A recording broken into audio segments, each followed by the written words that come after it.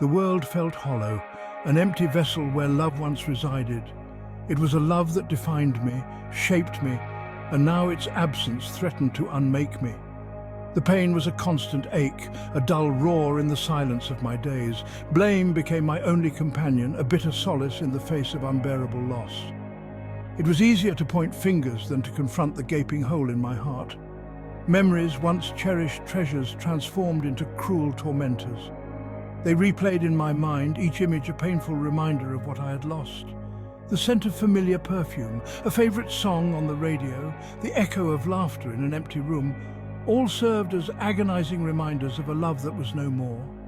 And in the quiet moments, the weight of what was felt unbearable. I longed for the impossible, for the hands of time to rewind, to rewrite the past and hold on tight to what was now gone. Perhaps if I had done something differently, loved harder, been more, then maybe, just maybe, the outcome would have been different. But reality had a cruel way of shattering illusions. The past was immutable, a closed door that I could no longer open. Days bled into weeks, weeks into months, and still the pain lingered. I was adrift in a sea of grief, clinging desperately to the wreckage of the past. The world moved on, but I remained frozen, trapped in the amber of my sorrow. Friends reached out, their words of comfort bouncing off the wall of grief I had erected around myself. They spoke of moving on, of healing, but their words seemed to belong to a language I no longer understood. How could I move on when a part of me was still tethered to what was gone? The thought of letting go, of releasing the love that had defined my world, was unbearable. It felt like betraying a sacred oath, a denial of the profound connection we shared. So I clung to the memories, replaying them endlessly, seeking solace in their fading embrace. Each replay brought fresh waves of pain, a bitter symphony of regret and longing. I was caught in a self-destructive loop, unable to escape the gravitational pull of my sorrow. The world outside faded into a blur, a canvas painted in muted tones. Joy seemed a distant memory, a melody I could no longer recall.